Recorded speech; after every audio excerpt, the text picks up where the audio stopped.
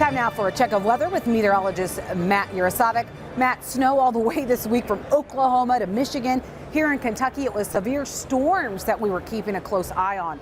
Does this active weather pattern continue into next week?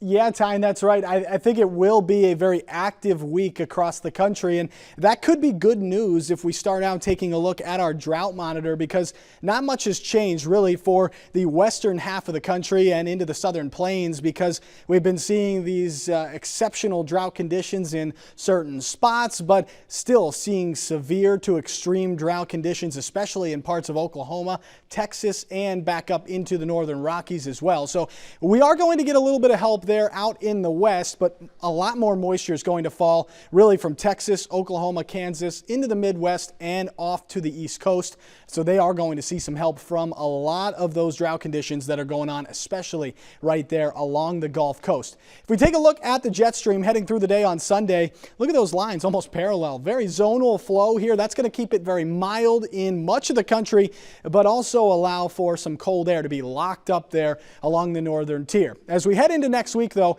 what you're going to notice is we're going to see that warm air come into the southeast.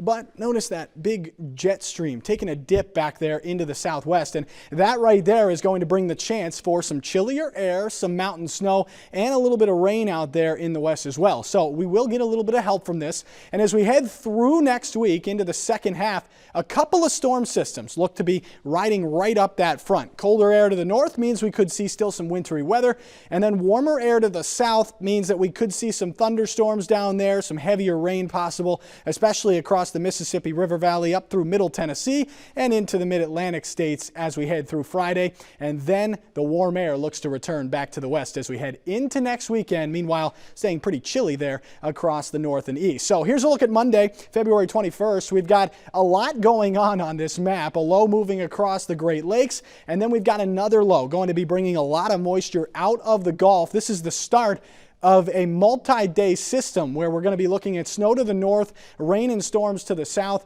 staying very mild back in the west. But notice that chilly air and those lows moving across the Rockies going to bring in some of that higher elevation snow and some of those showers at the lower levels.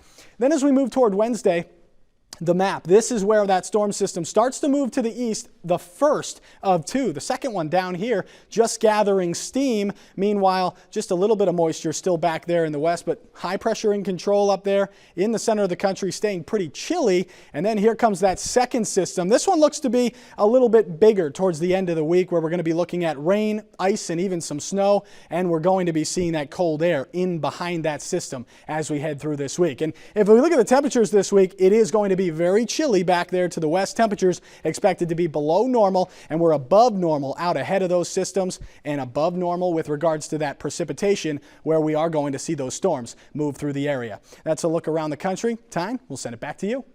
All right, thanks, Matt. Well, volatility, it was the name of the game again this week when it came to soybean prices. But is it still all about Brazil? We'll have Matt Bennett, Andrew Jackson, and Alan Hoskins that join me for a marketing discussion from right here at the National Farm Machinery Show next.